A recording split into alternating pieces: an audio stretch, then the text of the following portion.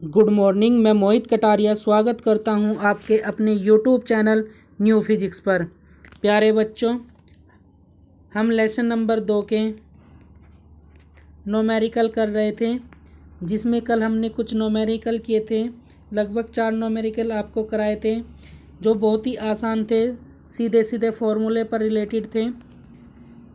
आपने सभी ने वो नोमेरिकल किए होंगे, उनको देखा होगा, समझा होगा और कि अपने आप से भी करने की कोशिश की होगी। लगभग उनसे रिलेटेड भी आपने कोई क्वेश्चन करके देखा होगा। तो उसी श्रृंखला को आगे बढ़ाते हुए कुछ मोस्ट इम्पोर्टेंट नोमेरिकल मैं आपके लिए लेकर आया हूँ, जो यूपी बोर्ड में अक्सर पूछे जाते हैं। जितने भी लगभग आज क्वेश्चन मैं लेकर आया हूँ, सभी यूपी बोर्ड में आए हुए हैं। यूपी बोर्ड में आए हुए क्वेश्चन हैं और सारे ही मोस्ट इम्पोर्टेंट क्वेश्चन हैं, जो आपको यूपी बोर्ड के एग्ज़ाम में बहुत ही ज़्यादा सहायता प्रदान करेंगे। इन क्वेश्चन को आप खुद करके भी देखेंगे और मैं भी इनको कराऊंगा, और इनसे रिलेटेड जितने भी क्वेश्चन बनते होंगे वो अपनी बुक से आप करने की कोशिश करेंगे। जो क्वेश्चन आपसे नहीं होगा उस क्वेश्चन को आप कमेंट बॉक्स में मुझसे पूछ सकते हैं,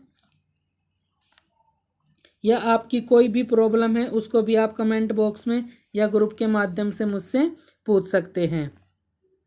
तो शुरू करते हैं आज की वीडियो। तो आज का जो हमारा पहला क्वेश्चन है, क्वेश्चन नंबर 5, क्योंकि 4 क्वेश्चन हम आपको पहले ही करा चुके हैं लेसन नंबर 2 के। धातु की एक पतली गोलीय कोश, जिसे इंग्लिश में क्या कहते हैं, स्फेरिकल सेल कहते हैं, की त्रिज्या 0.25 मीटर है तथा इस पर 0.2 माइक्रोकूलाम आवेश है। इसके कारण एक बिंदु पर वैद्युत क्षेत्र की तीव्रता ज्ञात कीजिए, जबकि बिंदु कहाँ है, वो कोश के भीतर है, कोश के ठीक बाहर है तथा कोश के केंद्र से 3 मीटर की दूरी पर है। सन 2017 में पूछा गया ये क्वेश्चन है यूपी बोर्ड के एग्जाम में। और आपको मैं बता दूं, इस गोलीय कोश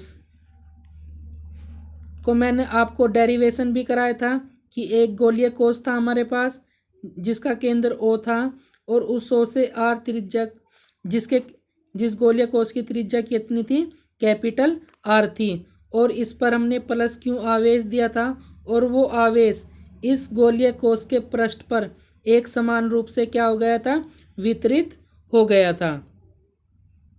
अब हमें क्या गया है कि जो इसको आवेश क्यों दे रखा है, उसका मान कितना है, 0.2 माइक्रो कूलाम है। इस कूलाम के कारण हमें क्या निकालनी है, वैद्युत क्षेत्र की तीव्रता निकालनी है। कहाँ, एक इस गोले के भीतर कहीं पर, दूसरा इस गोले के पृष्ठ पर, यानी इस गोले के ठीक बाहर का मीनिंग है इस गोले के पृष्ठ पर ही निकालनी है।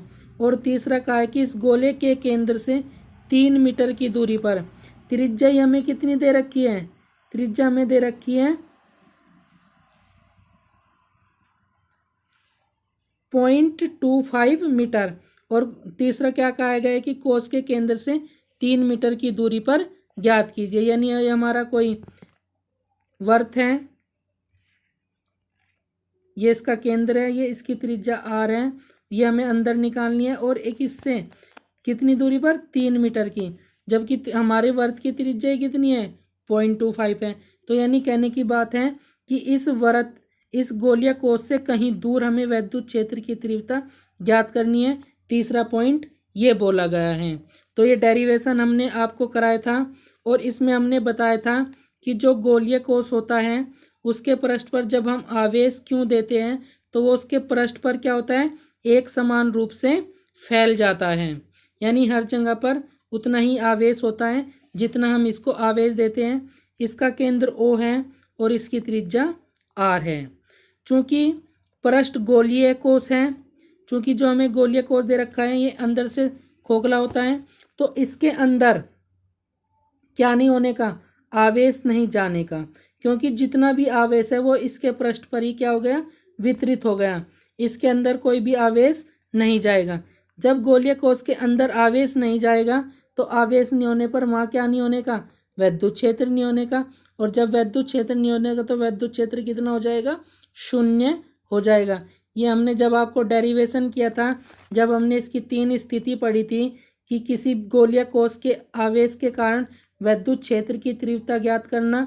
नंबर 1 गोले के बाहर, नंबर 2 गोले के पृष्ठ पर, नंबर 3 गोले के भीतर। तो वहाँ पर हमारी विद्युत क्षेत्र की तीव्रता कितनी निकल के आई थी, शून्य निकल के आई थी। ये आपको डायरेक्ट ही याद रखना था। तो बस इसमें पहले वाले के लिए यही हमारा आंसर है। तो पहले में क्या कहा गया है कि पहले देख लेते हैं हमें क्या क्या दिया हुआ है कि गोलीय कोश की त्रिज्या कितनी है, r बराबर 0.25 मीटर। गोलीय कोश पर आवेश है q बराबर 0.2 माइक्रोकुलाम। माइक्रोकुलाम को कुलाम में बदलने के लिए 10⁻⁻6 से क्या करते हैं, मल्टीप्लाई करते हैं, जिससे जो माइक्रोकुलाम है वो कहीं में बदल जाता है, कुलाम में चेंज हो जाता है। तो पहला क्या कहा गया है कि गोलीय कोश के भीतर क्या निकालनी है, विद्युत क्षेत्र की तीव्रता निकालनी है और वो कितनी होती है, शून्य होती है। अभी मैंने आपको बता दिया क्योंकि आवेश क्या है, पृष्ठ पर वितरित हो जाएगा, अंदर आवेश नहीं जा पाएगा। जब अंदर आवेश नहीं होगा तो विद्युत क्षेत्र भी नहीं होगा, यानी विद्युत क्षेत्र कितना हो जाएगा, शून्य हो जाएगा। तो पहले वाले का आंसर यहाँ से क्लियर होता है। दूसरा क्या कहा गया है कि दूसरा जो क्वेश्चन पूछा गया है इसमें पार्ट, उसमें पूछा गया है कि कोश के ठीक बाहर क्या निकालनी है, विद्युत क्षेत्र की तीव्रता ज्ञात करनी है। पहला उसने पूछा था विद्युत क्षेत्र की तीव्रता ज्ञात करने के लिए पहले पूछा था कोश के भीतर, ये हम निकाल चुके। अब दूसरा पूछा है कोश के ठीक बाहर। कोश के ठीक बाहर का मीनिंग है कि ये कोई आर त्रिज्या का हमारा गोलीय कोश है, तो कोश के ठीक बाहर का मीनिंग है कोश के पृष्ठ पर। और कोश के पृष्ठ पर हमने विद्युत क्षेत्र की तीव्रता आपको बताई थी कितनी, E बराबर 1/4 pi epsilon not Q upon capital R square, जहाँ एप्सिलॉन नॉट क्या है, निर्वात की विद्युतशीलता है। तो ये यहाँ पर आर त्रिज्या का कोई गोलीय कोश है और इससे ठीक बाहर का मीनिंग है इस गोलीय पृष्ठ पर हमें क्या निकालनी है, विद्युत क्षेत्र की तीव्रता ज्ञात करनी है। तो फॉर्मूला ये हमने पता ही है, तो ये हमने लिख भी रखा है कि बाह्य बिंदु के लिए कोश इस प्रकार व्यवहार करती है कि संपूर्ण आवेश इसके केंद्र पर क्या हो, स्थित हो। अतः यदि कोश की त्रिज्या कैपिटल R है तब कोश के ठीक बाहर किसी बिंदु पर विद्युत क्षेत्र की तीव्रता कितनी हो जाएगी, E बराबर 1/4 pi epsilon not Q upon R square. अब यहाँ पर मान रखेंगे 1/4 पाई एप्सिलॉन का नोट मैंने आपको फर्स्ट चैप्टर में भी बताया था कितना होता है, 9 × 10⁹ होता है। तो ये मान रख लेंगे। क्यू का मान दे रखा है 0.2 × 10⁻⁶ और त्रिज्या में कितनी दे रखी है गोलीय कोश की 0.25 और उसका होल स्क्वायर। अब इसको सोल्व करेंगे। सोल्व करने के लिए इस 0.25 को 2 बार लिख लेंगे, 0.25 गुना 0.25 क्योंकि स्क्वायर है, स्क्वायर को कितनी बार लिख लेंगे, 2 बार। अब यहाँ से पॉइंट हटाएंगे, 2 जीरो ऊपर आ जाएगी, यहाँ से पॉइंट हटाएंगे, 2 जीरो ऊपर आ जाएगी। इस 25 से 100 को काटेंगे तो 4 बार कट जाएगा और इस 25 से फिर 100 को काटेंगे तो 4 बार। ये मैंने यहाँ पर सोल्व करके भी दिखा रखा है आपको। यहाँ से ये पॉइंट जो 0.2 है यहाँ से भी ये पॉइंट हटाएंगे, 1 जीरो नीचे आ जाएगी। तो यहाँ से ये और ये 10 की घात नीचे से ऊपर जाएगी तो कैसी हो जाएगी, माइनस की हो जाएगी। तो 9 की, 2 की और यहाँ से ये 4 और 4 है, जब इनकी मल्टीप्लाई करेंगे तो उसका मान आएगा 288 और ये 10 की घात नीचे से ऊपर जाएगी तो कैसी हो जाएगी, माइनस की हो जाएगी, क्योंकि 10 की घात यहाँ पर कितनी है, 1 है। तो यहाँ से 1 घात ऊपर जाएगी, कैसी हो जाएगी, माइनस की 1 और माइनस के 6 और माइनस के 1 कितने हो जाएंगे, माइनस के 7 और 10 की घात 9 यहाँ पर है। तो मैंने आपको बताया था कि अगर 10 की घात 9 या कोई भी इस तरह से जिसका आधार समान हो और गुना में हो तो उनकी घातें क्या होती है, आपस में जुड़ जाती है। तो 10 की घात कितनी बचेगी, 9 में से 6 गए, 9 में से 7 गए, कितनी बचेगी, 2। तो 10 की घात कितनी बचेगी, 2। तो यहाँ से अब हमें 2 अंक बाद दशमलव लगाना है। यानी इस 8 के बाद दशमलव 8 के बाद क्या लगाना है, दशमलव लगाना है। तो 2 अंक बाद दशमलव लगाने के लिए हम क्या करेंगे, 100 से डिवाइड कर देंगे, 100 से गुना कर देंगे, यानी उसी नंबर को उतने से भाग दे देंगे और उतने से ही उसको गुना कर देंगे। तो 2 अंक बाद दशमलव लग जाएगा और 1 और 1 2, ये 10 की घात 2 और 2 कितने हो जाएंगे, 4। यानी हमने फॉर्मूला पढ़ा था a की पावर m गुणा a की पावर, अगर इस तरह से है तो उनकी घातें क्या होती है, आपस में जुड़ जाती हैं, m इंटू n हो जाता है। जिनका बेस क्या हो, समान हो और घातें अलग अलग हो तो उनकी घातें कहीं में गुना में क्या होती हैं, जुड़ जाती हैं। तो यहाँ पे घातें क्या हो जाएगी, ऐड हो जाएगी। तो हमारी विद्युत क्षेत्र की तीव्रता कितनी आ जाएगी, 2.8 गुना 10 की घात 4 न्यूटन प्रति कूलाम। मात्रक जरूर लिखना, मात्रक के नंबर मिलते हैं। अगर मात्रक नहीं लिखोगे, अगर क्वेश्चन 3 नंबर का है तो आपको 2 नंबर ही यहाँ पर मिलेंगे। तो मात्रक जरूर लिखना है, जिसको भी जो भी चीज़ हम निकालें उसका मात्रक जरूर लिखकर एग्जाम में आना है। नेक्स्ट क्वेश्चन देखते हैं। नंबर 3 पार्ट क्या कहा गया अब क्वेश्चन में तीसरा पार्ट कहा गया कि कोष के केंद्र से 3 मीटर की दूरी पर विद्युत क्षेत्र की तीव्रता ज्ञात करनी है। अब क्योंकि हमारा गोला तो कितना का था, गोला तो हमारा 0.25 मीटर का ही है और इस केंद्र से कितनी दूर का आ गया, 3। तो सीधी सी बात है कि गोलीय कोष के कहाँ पर बाहर क्या पूछी गई है, विद्युत क्षेत्र की तीव्रता पूछी गई है। ठीक बाहर नहीं, काफ़ी दूर, 3 मीटर की दूरी पर पूछी गई है। तो वही हमने इसके लिए भी आपको डेरिवेशन कराया था कि किसी आवेशित गोलीय कोष के केंद्र से r दूरी, यानी जब स्मॉल r किससे बड़ा हो जाए, r से। ये r क्या है, गोलीय कोष की त्रिज्या। इस त्रिज्या से बड़ा हो जाए तब विद्युत क्षेत्र की तीव्रता क्या होती है, तब विद्युत क्षेत्र की तीव्रता होती है E बराबर 1/4πε0 Q अपॉन स्मॉल r का होल स्क्वायर। तो यहाँ से अब मान रखेंगे 1/4πε का नोट का मान 9 गुना 10 की घात 9, क्यू का मान 0.2 गुना 10 की घात -6, क्योंकि इसको हमने कहीं में बदल लिया था, कुलाम में, माइक्रो कुलाम में मान दे रखा था। अपॉन आर का मान कितना है, त्रिज्या कितनी है अब, 3 मीटर। तो आर का मान कितना रखेंगे, 3 का क्या हो जाएगा, होल स्क्वायर। सोल्व करेंगे, 9 × 10⁻9, 0.2 पॉइंट हटाएंगे, एक नीचे 10 आ जाएगा, 2 × 10⁻⁻6 और 9 की घात 3 की घात 2 कितनी हो जाएगी, 9। 9 से 9 कैंसिल, ये 2 एज इट इज, ये एक घात फिर नीचे से ऊपर जाएगी, 9 माइनस की हो जाएगी, -6 और -1 कितने हो जाएंगे, -7। 9 में से 7 गए, कितने बचे, 2। तो 2 को 10 की घात 2 को हम क्या लिख सकते हैं, 100 लिख सकते हैं। तो 2 की गुना 100 में कर देंगे तो कितना आ जाएगा, 200 न्यूटन प्रति कूलाम। विद्युत क्षेत्र की तीव्रता का मात्रक क्या होता है, न्यूटन प्रति कूलाम ही होता है। तो मात्रक कितना आ जाएगा, न्यूटन प्रति कूलाम। तो ये एक क्वेश्चन था, लगभग ये जो क्वेश्चन पूछा जाएगा लॉन्ग क्वेश्चन में पूछा जाएगा। मैंने आपको पहले ही बताया था कि या तो इस पर डेरिवेशन पूछा जाता है कि किसी गोलीय कोष के बाहर विद्युत क्षेत्र की तीव्रता के लिए व्यंजक स्थापित कीजिए।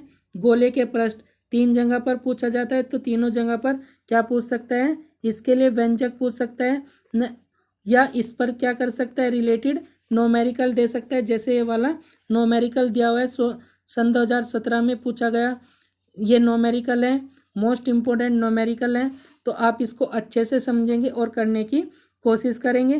कैलकुलेशन जो मैं छुड़वा रहा हूँ, आप कैलकुलेशन भी अपने आप से ही करने की अधिकतर कोशिश करोगे। जितनी कैलकुलेशन आप खुद करने की कोशिश करोगे उतना ही आपके लिए बेहतर होगा। अब आगे चलते हैं। फिर एक क्वेश्चन है सन 2010 में बोर्ड में ही पूछा गया है। क्या कहा गया है, क्वेश्चन नंबर 6, 0.1 मीटर त्रिज्या के एक गोलीय चालक को कितना आवेश दिया जाए कि चालक के पृष्ठ पर विद्युत क्षेत्र की तीव्रता 900 न्यूटन प्रति कूलाम हो जाए। यानी क्या कह रहा है कि एक गोलीय चालक है हमारे पास जिसकी त्रिज्या 0.1 मीटर है। तो हमें इसके पृष्ठ पर जो विद्युत क्षेत्र की तीव्रता है 900 न्यूटन प्रति कूलाम है। तो कितने आवेश के कारण ये विद्युत क्षेत्र की तीव्रता आई, तो वो आवेश निकालना है हमें इस पर कि कितना आवेश है जिससे कि विद्युत क्षेत्र हमारा कितना हुआ है 900 न्यूटन प्रति कूलाम हुआ है। तो हमें क्या निकालना है, एक तरह से आवेश निकालना है। तो दिया है त्रिज्या r बराबर 0.1 मीटर, ई बराबर 900 न्यूटन प्रति कूलाम। तो हम जानते हैं कि गोले के पृष्ठ पर विद्युत क्षेत्र की तीव्रता कितनी होती है, ई बराबर 1/4πε0 Q/r का होल स्क्वायर। ई का मान दे रखा है 900, 1/4πε0 का मान होता है 9 × 10⁹ क्यों एज इट इज, क्योंकि क्यों हमें ज्ञात करना है और त्रिज्या 0.1 है तो इसका होल स्क्वायर हो जाएगा और यहाँ से पॉइंट हटाएंगे तो 2 जीरो ऊपर आ जाएगी, क्योंकि 0.1 को हम कितनी बार लिखेंगे, 2 बार, क्योंकि होल स्क्वायर है, एक इस वाले से 0 और एक इस वाले से 0, यानी ऊपर कितनी जीरो चली जाएगी, 2। तो 2 जीरो से 2 जीरो कैंसिल, 9 से 9 कैंसिल, तो हमारे पास बचेगा क्या, यानी ये 900 कैंसिल हो जाएगा पूरा और ये 1 इधर जाके मल्टीप्लाई करेंगे तो 1 ही बचेगा, यानी 1 बराबर हो जाएगा हमारे पास 10⁹ गुना क्यों।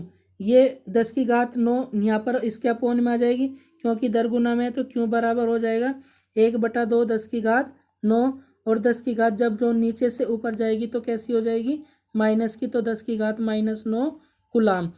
आवेश का मात्रक क्या होता है, कूलाम होता है, तो मात्रक जरूर लिखना है। तो क्यों बराबर 10⁹ कूलाम, यानी जब गोले पर इतना कूलाम आवेश होगा तो तब वहाँ पर ई बराबर 900 विद्युत क्षेत्र की तीव्रता उत्पन्न होगी जब त्रिज्या कितनी हो, 0.1 मीटर हो। ठीक है, इसका कहने का मतलब ये था न्यूमेरिकल से। तो ये न्यूमेरिकल समझ में आया, इससे आगे बढ़ते हैं। और मोस्ट इम्पोर्टेंट, सारे ही न्यूमेरिकल आज मोस्ट इम्पोर्टेंट है जो अक्सर यूपी बोर्ड में, ये भी सन 2014 में पूछा गया क्वेश्चन है। जितना लेंथी ये क्वेश्चन आपको लग रहा है उतना लेंथी ये क्वेश्चन है नहीं, सिर्फ 2 लाइन का ये क्वेश्चन है, देखेंगे। और देखो कितना बड़ा क्वेश्चन दिया हुआ है, बच्चा क्वेश्चन देखकर क्या हो जाता है, कंफ्यूज हो जाता है कि इतना बड़ा क्वेश्चन कैसे सोल्व करें। लेकिन अगर क्वेश्चन को आप ध्यान से पढ़ें और उसमें से छोटी छोटी चीज़ें निकालने की कोशिश करें तो आपको न्यूमेरिकल हार्ड नहीं लगेंगे, क्योंकि हमारे यूपी बोर्ड में अधिकतर 50 से 60% क्वेश्चन न्यूमेरिकल पूछे जाते हैं। यानी अगर हमारे यहाँ पर 70 नंबर का पेपर बनता है तो लगभग उसमें से 40 नंबर हमारे न्यूमेरिकल बेस्ड होते हैं। तो बच्चा न्यूमेरिकल से घबराता है तो घबराना नहीं है, न्यूमेरिकल को समझना है, करने की कोशिश करनी है। जितना आप न्यूमेरिकल से डरोगे उतना ही आपके लिए नुकसानदायक है। तो क्वेश्चन पढ़ते हैं। धातु की बड़ी पतली 2 प्लेटें एक दूसरे के समीप और समांतर प्लेटों पर आवेश का पृष्ठ घनत्व 1.77 गुना 10⁻⁻11 कूलाम प्रति मीटर स्क्वायर तथा विपरीत चिन्हों का है। प्लेटों के बीच विद्युत क्षेत्र की तीव्रता ज्ञात कीजिए।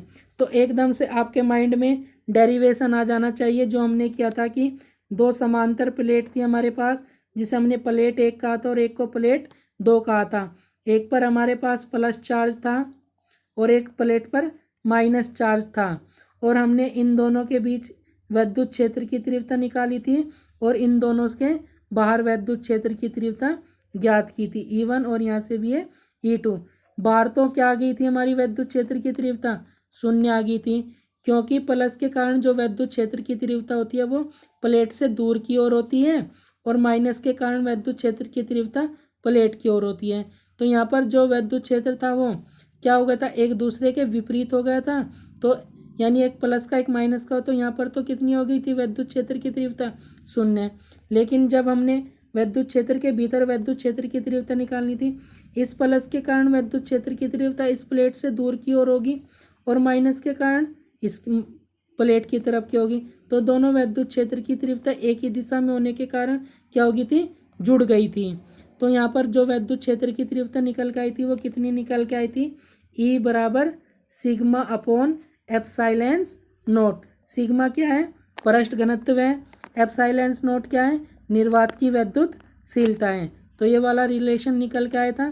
तो देखो कितना बड़ा क्वेश्चन है और फॉर्मूला कितना छोटा सा आसान, केवल 1 लाइन का क्वेश्चन है अगर समझने की कोशिश की जाए। तो बस यहाँ पर इस वाले फॉर्मूले में मान रखना है। तो सिग्मा का मान हमें दिया हुआ है, सिग्मा का मान पृष्ठ घनत्व 1.77 गुना 10⁻⁻11 और एप्सिलॉन नोट का मान हम जानते ही हैं 8.85 गुना 10 की घात -12। जब इसको 10 की घात 12 ऊपर जाएगा तो प्लस के हो जाएंगे, तो 12 में से 11 जाएगा, कितना बचेगा 10 की घात 1। और जब 8.85 से इसको डिवाइड करोगे तो लगभग मान हमारा कितना आ जाएगा 2 न्यूटन प्रति कूलाम, क्योंकि विद्युत क्षेत्र की तीव्रता का मात्रा क्या होता है, न्यूटन प्रति कूलाम होता है। तो लगभग कितना आ जाएगा 2 न्यूटन। तो आप इससे इसको डिवाइड करके देखना कि आंसर कितना आता है। और ये 10 को मत भूलना क्योंकि ये यहाँ पर इनके साथ ही है, ठीक है। तो इसको डिवाइड करके देखना तो लगभग हमारा आंसर कितना आएगा 2 न्यूटन के आसपास आएगा। तो अगर राउंड फिगर में भी आ सकता है 2.1 या 1.9 कुछ इस तरह से आ सकता है, तो हम उसको राउंड फिगर में लेकर कितना कर लेंगे 2 कर लेंगे, ठीक है। तो ये क्वेश्चन, इसकी कैलकुलेशन आपको खुद करनी है, ठीक है। नेक्स्ट क्वेश्चन देखते हैं। नेक्स्ट क्वेश्चन भी मोस्ट इम्पोर्टेंट क्वेश्चन है। एक आवेशित तेल की बूंद को 3 गुना 10 के घात 4 न्यूटन प्रति कूलाम के एक समान विद्युत क्षेत्र में संतुलन की अवस्था में लटकाकर रखा गया है।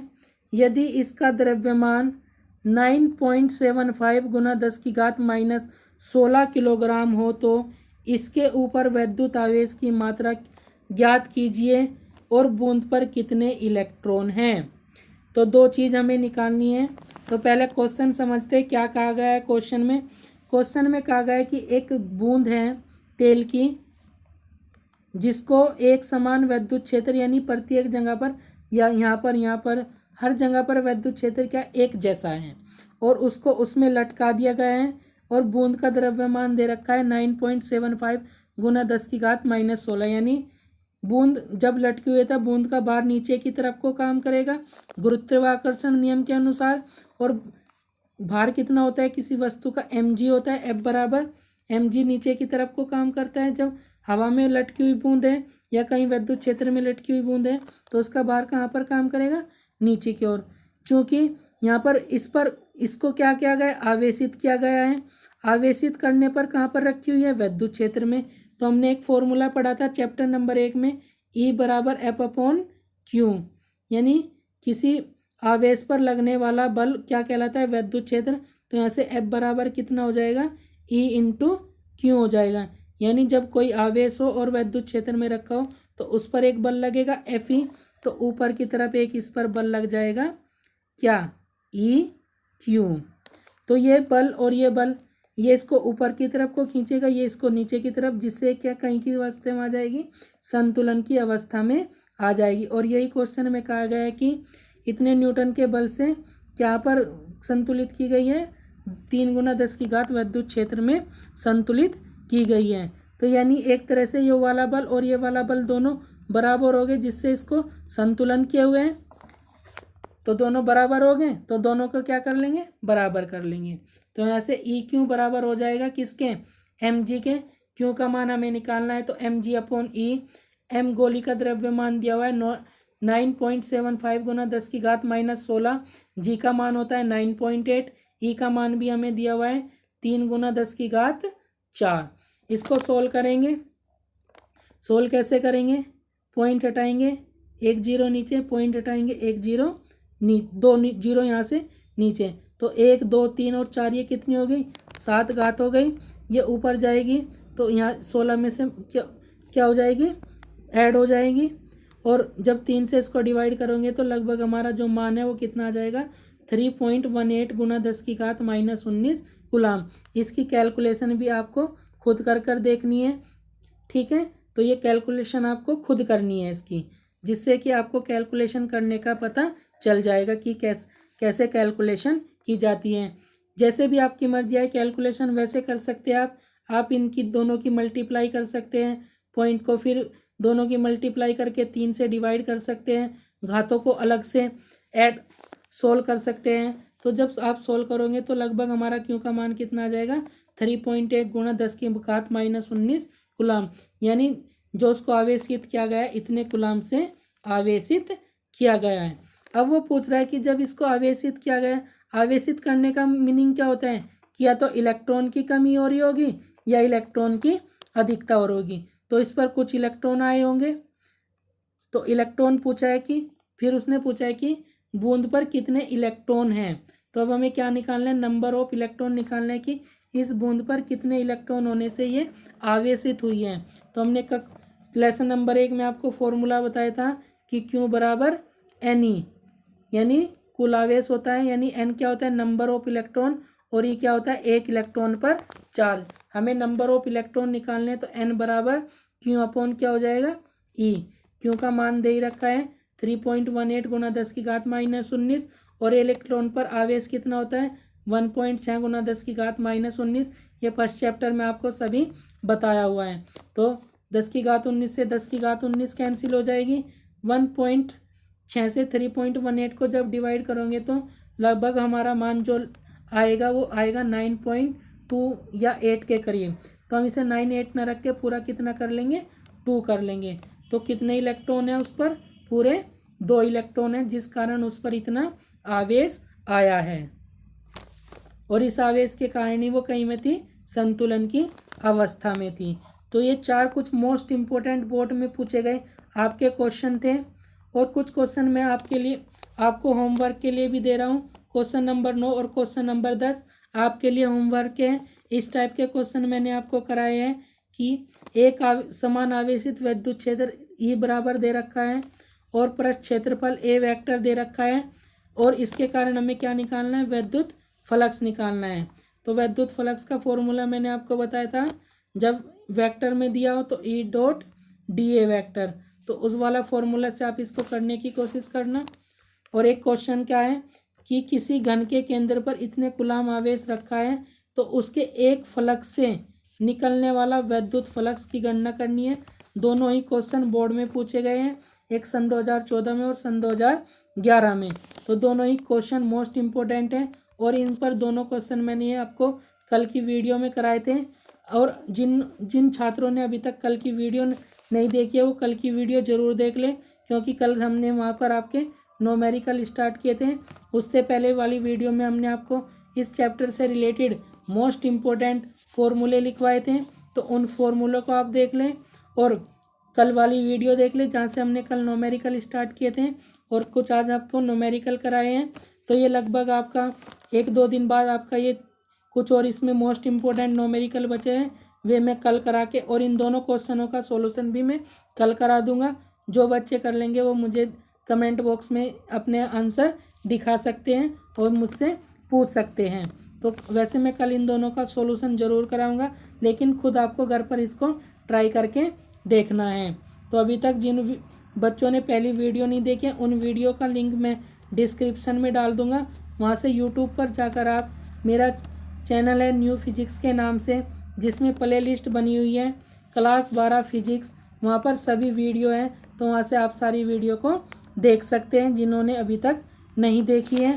तो आज की वीडियो में बस इतना ही। वीडियो अच्छी लगी तो वीडियो को लाइक करना, और ज़्यादा से ज़्यादा अपने फ्रेंड सर्किल में इस वीडियो को शेयर करना, जिनसे कक्षा 12 में उपस्थित वे सभी छात्र इस पढ़ाई का लाभ उठा सकें जो स्कूल नहीं जा पा रहे हैं, क्योंकि हमारे स्कूल अभी बंद है, आप सभी को पता है, जिससे हम आपको ऑनलाइन क्लास दे रहे हैं। तो किसी भी छात्र का इसमें नुकसान ना हो, चाहे वो किसी भी स्कूल से पढ़ता हो, कहीं पर भी क्लास 12 का विद्यार्थी है, बोर्ड में बैठने वाला है, तो किसी भी बच्चे का कोई नुकसान ना हो तो आप उनकी हेल्प करिए। इस वीडियो को उन सभी छात्रों तक पहुंचाइए जो कक्षा 12 के विद्यार्थी हैं, और जिससे वे अपनी पढ़ाई को सुचारू रूप से रख सकें।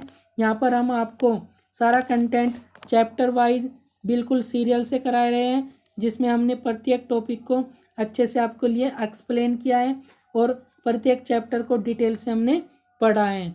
और आशा कर रहा हूँ कि जो भी चीज़ आपको पढ़ाई जा रही होगी, आप उनके सुंदर अच्छे नोट्स तैयार कर रहे होगे अपने बोर्ड एग्जाम की दृष्टि के लिए। तो आज की वीडियो में इतना ही। धन्यवाद।